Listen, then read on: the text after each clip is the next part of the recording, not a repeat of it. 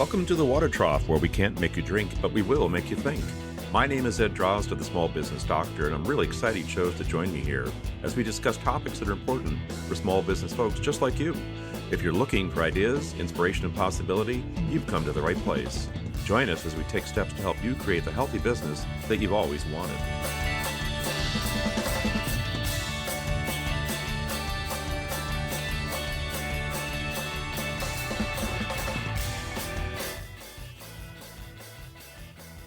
Welcome back to the Water Trough. This is Ed Drozd, the Small Business Doctor.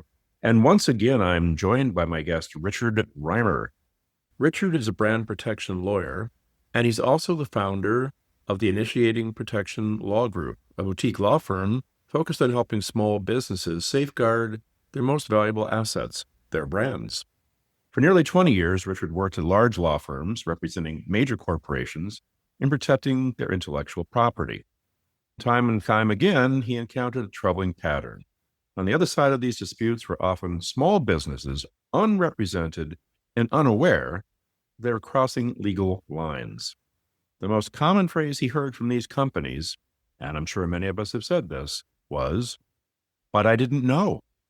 Richard, welcome. Hi, Ed. Thanks for having me today.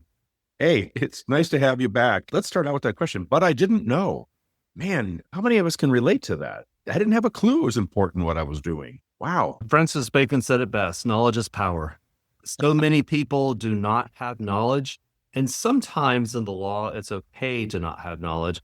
But this is one time where your lack of knowledge does not matter at all. So we can't fall behind that shield and say, I didn't know. We can't use that as a defense. No, you cannot. Now, there are some nuances as to how guilty are you, or more likely, how liable are you? But the fact that you are liable, the fact that you could infringe someone's intellectual property without having any idea that they existed is a real thing. Wow.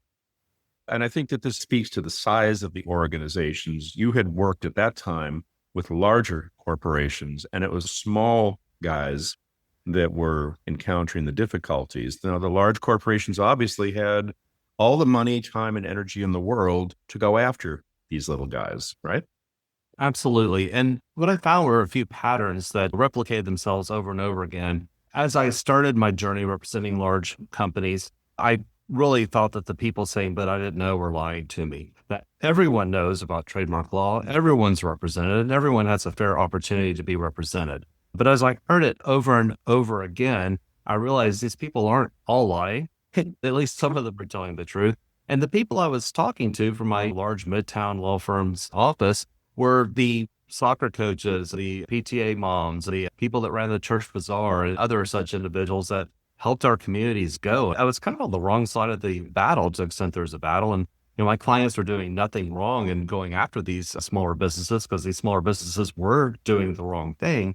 But the real issue, the way the system was gummed up, was that small businesses were not adequately represented. They weren't informed, they weren't educated, and they really needed to have someone out there advocating for them. So I decided 4 years ago to start my own law firm focused on small and mid-sized businesses to take away that "but I didn't know" situation and turn it into an asset. You really can't be strategic unless you have knowledge and information. And I thought I would bring that to the masses. I'm glad, for one, that you saw through what might be perceived as apparent lying on the part of many of these people. I agree with you. Most certainly they know, but I wonder if the vast majority of them think, why should I matter? I'm just a small little fry. Well, if you're a small fry and think you'll forever be a small fry, maybe you can skirt under the radar and be okay. But as a small business owner myself right now, I don't intend to be small forever. I intend to grow. If your company is nothing more than a replacement for a job that you hated, and you really just hope to operate on your own, maybe you can skirt under the radar. But from the perspective of the large companies, and from my large firm perspective, we didn't see those small micro businesses. They were too small to see. They never got on our radar. What we saw were those companies starting to grow. It was always some scalable event that let us know, hey, this company exists. Not this company is now worth pursuing, but it's the first time we ever saw them. And they did something like go through some marketing campaign, or maybe launch a new line of products. So they sold gizmos before, they're now going to sell widgets as well. They go into different states, they hire a sales team, they go to conventions. These first forays into being a big company is what the really big companies saw.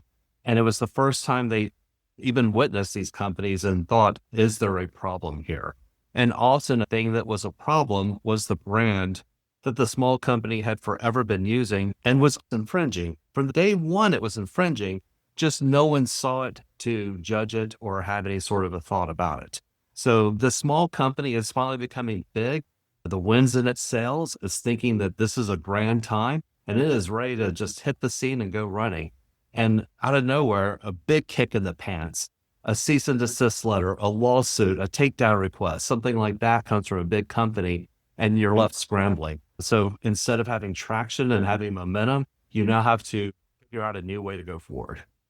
I can see the distinction between the real small fry who has no intention of growing and those who are becoming visible because their upward track is now out there in the mainstream. People can actually see it happening. So we're in the midst of some very tumultuous times in this country. And I'm curious if there's been a change in the attitude towards or the impact of intellectual property and its protection. What's going on out there? The few changes I've seen over my several decades of experience have never been political in nature. I don't care if a guy with a D or a guy with an R is the person in charge of the White House or Congress or whatever. I don't know if Biden and Trump have one iota of difference between them in how a trademark should be enforced or protected. There is no political beef to pick at here. But what I have seen over time is as the economy gets tighter, people get more scared and scarce, and they start being more aggressive about their intellectual property rights. So as the economy goes down, you can almost always expect lawsuits and other types of disputes to go up. We were starting to see that a little bit at the end of the first quarter, especially. There were some rumblings about the economy maybe not being as strong as it needed to be. It's my perception that that seems to be leveling out now, maybe even going back up. And I'm seeing from a legal perspective, less action. So there is no Republican or Democratic way to run an intellectual property practice. The policies don't change from one administration to the other. They never have. But I do see the economy changing that. And, Ed, going back to our comment just a second ago about the small guys shouldn't worry about it. The ones who are starting to get bigger should. Don't plan for being small forever. I mean, that's a plan for failure. If you truly are planning to fail, what are you doing? Are you even bothering?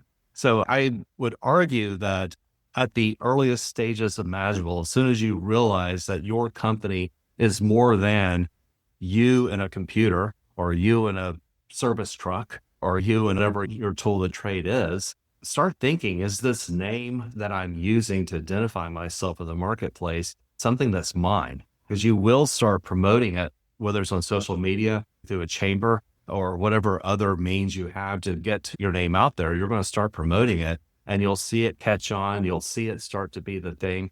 I was talking to a friend the other day about my own brand and how I view my company and my brand to be almost like my little brother. It's a lot like me, but not exactly. It has its own life at this point. It's 4 years old, so it's not the oldest thing in the world, but it's so much like me, but not exactly me, as things have changed over time. And I want that. I want this thing to be its own identity, its own calling card to the world, so people know when they want quality intellectual property legal services, they can look for initiating protection. And I happen to be the one that answers the phone now, but 5 years from now, there'll be someone else answering the phone. And I'll be out on a golf course or something, but having the sort of business development, education, relationship building role that is more appropriate for someone at that level. These things change over time, and your brand and you are two different things. And as soon as you start to see that divergence between who you are and who your brand is, who your company is, you really got to think about protecting that brand because it stands for something unique. That is a very good point, that the brand is unique and the brand has to convey the message that you want it to convey. And ideally, well, of course, the goal is to convey that message clearly to the people you want to see it, to hear it, to know it. right? Right. Very good. Yeah. I use the word brand quite a bit. My legal colleagues will use the word trademark. And there is a slight difference between a brand and a trademark. And to use the marketing term brand, I'm really taking a lot of license by doing that. That's for marketers, which is not my calling card, my forte. My forte is the legal side. And I should be saying trademark, but most people listening to this would probably be a little uncomfortable with me saying trademark so frequently. So I say brand, but I like to think of the brand as being the feeling that one receives when they see a certain company name, a certain logo, or a certain tagline. How do they feel? And a trademark contrast is the unique symbol that the consumer can see in the marketplace and quickly know who is providing that good or service. So I joke that marketers have soul and lawyers do not. That's the big difference right there. So when I'm talking about your brand is taking on meaning, most people do think of the marketing perspective. More people are familiar with how you build a brand from a marketing perspective. And there's nothing wrong with that. That's absolutely necessary.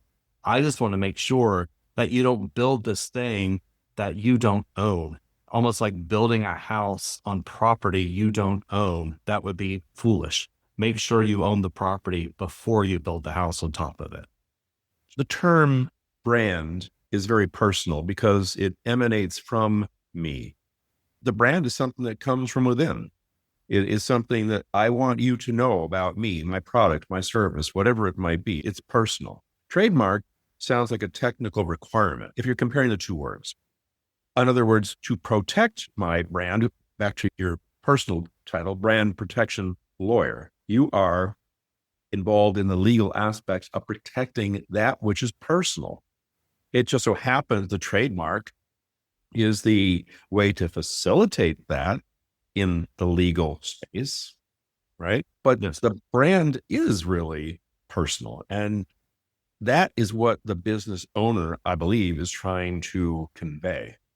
Absolutely. A brand, in my mind, is the most effective sign or symbol in all of commerce. From a long, long time ago, the trademark laws that we have today emanate from A, cattles that were branded before Christ was on the planet, and then B, from the medieval times during the Renaissance, all the different guilds assigned different markings that people could put on their, we'll say silverware to use one. So if you and I, Ed, are both in the silversmithing world, you might have a ED symbol and I'd have an RR symbol.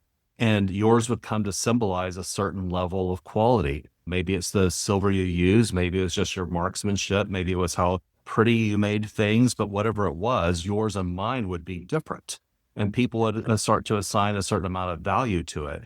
And if yours became more valuable, and I started putting an ED on mine to try to get some of those dollars, I would be taking rights from you. The same thing exists today in the world of two competitors, whether it's soft drinks or fast food, consulting firms, or wherever it might be. They each stand on their own and they each have a symbol that marks it. And when you see these symbols out in the marketplace, you immediately have a feeling. That feeling is driven by marketing. That feeling is driven by people telling you the story over time. This is how you should feel about our company, about the experiences you have as you actually interact with the company. All these things become a single feeling that you immediately get when you see that. And that's a pretty powerful thing in commerce, to see a symbol and immediately have a reaction. That's huge. That's what everyone aspires to. Even bad ones, by the way. I mean, sometimes you need to drive some clients from you. It serves everyone very well. Then I come behind and make sure that this symbol and all the feelings it evokes belong to you and no one else, that you can actually utilize it and feel confident that you have the rights in that feeling. To feel confident that you can convey yourself in this way, not knowing that somebody else may be doing the same thing. Well, that's one of the reasons you're here. Not to say that people are aware of these things. I came up with this great idea. It feels right for me. I put it out there, but to find out that somebody else is using the same symbol, not the same brand, because they can't be me, but the same symbol, it would decimate my plan. Absolutely. Yeah. And I like your difference of symbol versus brand right there. The brand is feeling, the symbol is the thing you see to have that feeling. Right. The symbol evokes something, hopefully, ideally, Ideally. ideally evokes the notion, oh, this is Richard Reimer's product here. Right. This is Ed Draw's product here. Not that the symbol itself is pretty, but it is symbolic of something. And that something is the brand. Yes? Yes. And it takes a lot of time and money on the marketing side to really make that feeling drive home into a relevant number of people, to all your consumers that you want to see you to have the right feeling. I have 4 daughters. I'm forever in malls with my daughters, and they are reacting to symbols that I have no response to whatsoever because those companies have not marketed to me. They've marketed to my daughters. But before those companies market to anybody, they really need to make sure they own that symbol so that the feeling that's attached to that symbol also belongs to them and not to someone else. Needless to say, prior to the time that we create a symbol, we develop a brand. We put a lot of thought into what we are doing, why we are doing it, our story, if you will. And we put a lot of thought into how we're going to image and present this to the world. So by the time we get to putting a symbol out there, by the time we are engaged in the process of marketing a brand, we've invested a lot of time, money, and energy. The idea that we would do so without assuring ourselves that the image that we put out there is not ours to use, it does seem kind of, well, hard to believe. For all the effort that would be put in to get to that space, it seemed hard to believe that we wouldn't be more attentive to that. And yet, Richard, are we? No, it happens all the time. I personally feel I'm a realist, but my personal feelings are that I should be a day one experience for a company. That before a company really starts investing in developing its brand, they should talk to me or someone like me to make sure that brand is something they can own.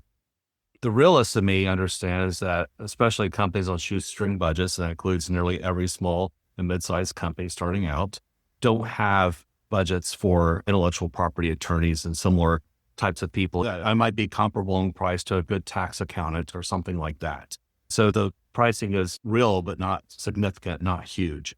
But you really often don't get to the point where you can afford a good tax accountant until you've been 3, 4, 5 years into the business and you're now starting to grow. I find that from a realist perspective, I should be seen by companies right before they go through that scalable event, right before they launch that big marketing campaign, right before they hire that huge sales team, right before they launch their second product into the marketplace. All of these items are going to put them irrevocably into the public eye. And can their brand stand up to that scrutiny? Now that people are really going to look at the brand and be judgmental about whether or not there's any infringement or not, what do you think about your brand? What do you know about your brand? And you're generally flying blind. There are 4 steps to brand protection. And step 1 is essentially turning the lights on in a dark room. You, Ed, have been around the world long enough to know how to get around a room. I'm not concerned that you would bump into furniture or not know how to go into an office and pick up a pencil cup without much effort at all. However, make it an unfamiliar dark room and you don't know how to get around that room. You don't know where the furniture is. You don't know where the pencil cup is. You don't know there's a cord on the floor you might trip over or whatever. Turn the lights and it's easy. In the world of brand protection, searching is that item that is like turning on the lights in a dark room. To be able to look into the marketplace and see what similar brands are being used and what others are doing so you can understand what risks you have with your brand, what opportunities you have with your brand. Searching is by far the most important thing. It's information gathering. And at that point, you can have a strategy. I mentioned at the beginning that Francis Bacon said knowledge is power. It's because you can now act from a position of knowing. And you can't act from a position of knowing if you don't know. Let's do a search. The second step is to authenticate your rights, to get a registration through the federal system or maybe a foreign country. That's what's important to you. or possibly even just a state registration. All the 50 states in the US have their own registration regimes. Let's make sure that the world knows this right is yours and you're giving notice to them, much like when you buy real property, you record your deed with the courthouse. That lets the whole world know that that piece of ground is yours. Same thing with a registration for a brand or a trademark. And then further steps, which I won't dive into too much, are policing and enforcing. Let's make sure no one else coming behind you is using a similar brand that's going to cause confusion with your consumers, with the marketplace, the public. And then if they are, let's do something about it. Enforcement doesn't mean lawsuits. It could, but it's not the only thing it means. It could be a simple businessman to businessman conversation. It could be a takedown request in social media. It could be a cease and desist letter. It could be all the above, none of the above. There's some combination and it's going to differ depending on the situation, but to let people know this is mine and I intend to keep it unique. Is there an ongoing process of monitoring to see if there has been some kind of violation once a legal transaction has taken place and you do in fact own this brand identity? Is there a process of monitoring? How does that work? Yeah, that's a great question. We were talking beforehand, and I know that you now live in the Southeast, and you've seen all those cars going around with the trademark police on the side, right? Yes.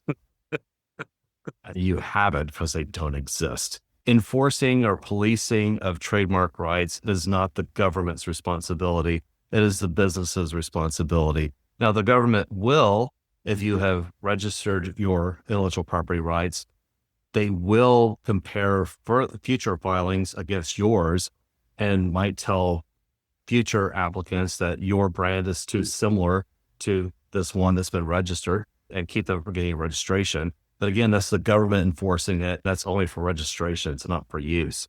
It is up to you, the business owner, to do something to actually make sure no one is causing confusion. Now, in a very informal sense, it could be just keeping your eyes open. Imagine a scenario in which you're in your shop one day and your favorite client comes in and says, "Hey, Ed, I went to Vegas last month and I saw your booth at the big convention. I'm sorry I couldn't make it by. It looked like you had a big crowd."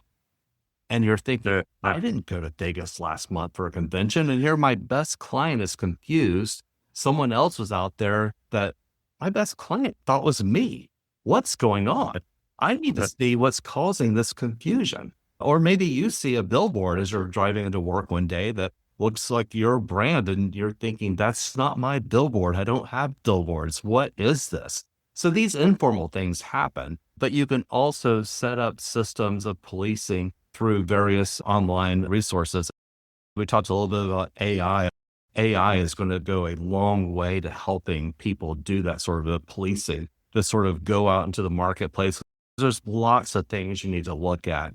You obviously need to look at just what's happening online, Google searches, if you will, but just what's happening online, what's happening at various social media and e-commerce platforms, what sort of filings are being made in the trademark offices around the world, both the filings being made, the registrations being issued, the publications being put out there, and all 190 plus trademark systems around the world. And then, because that's not enough, we also need to look at applications for new domain names. You know, who is applying for your domain name .qrs, the next one that's going to come out. There are so many top level domains like .com that are out there that no one company owns their name in all of them. Even the Coca-Cola size companies don't do that anymore. So seeing someone look for initiating protection .qrs should be assigned to me that I need to at least look at that and see what's going on there. Wow. It's just so expansive, isn't it? It's very clear that it's not really sufficient for the layperson to try to manage all this themselves, especially when so much is at risk. Our brand is our identity, and that which we use to put it in front of the audience, in front of the world, is absolutely critical. So we are approaching the end of our time here. Funny how time goes quickly when you're having fun. What would you like to leave us with? Is there anything particularly critical, important that you'd like to leave us with? You know, we talked about newer things, but I'll leave you with something that's old because it happens all the time. Sure. When you're choosing a brand, and I know I'm talking to a lot of younger companies that are going to be launching new products or maybe new companies soon, Do not choose a brand that describes exactly what you do. There is no ability or very limited ability to protect that from a legal perspective. You see people doing that all the time, and their thought is, well, that will make it easier for my consumers to find me and know what I'm doing. For example, my company's name is Initiating Protection Law Group. The law group does that portion. Initiating protection is something that's unique and different.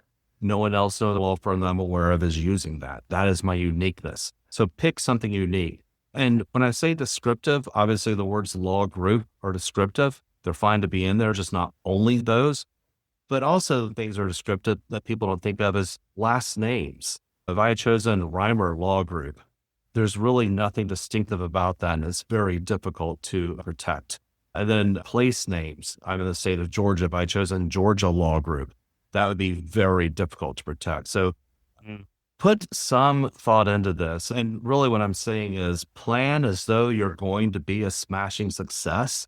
Don't put yourself in a position so that 5, 10 years down the road, you're going to have to rebrand to give yourself the legal recourse that you'll want when you are a smashing success. It's very easy to make some very minor changes at the beginning and give yourself some significant advantages down the road.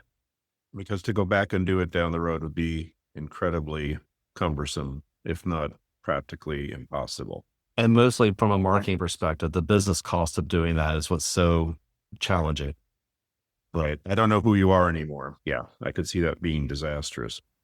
Well, Richard, I want to thank you so much for being here with me today. I always find your conversation and your online videos, by the way, very informative, and I thank you for that. Once again, my guest today is Richard Reimer, a brand protection lawyer and the founder of the Initiating Protection Law Group.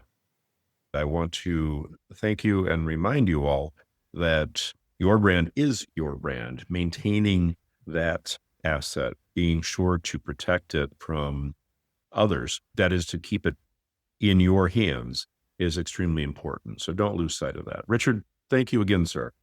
Thank you, Ed. Have a great day. Thanks for having me. You as well. Folks, this is Ed Draws, the Small Business Doctor. Here at the Water Trough, as always, I want to wish you a healthy business, and I want to wish you a safe and well-identified brand.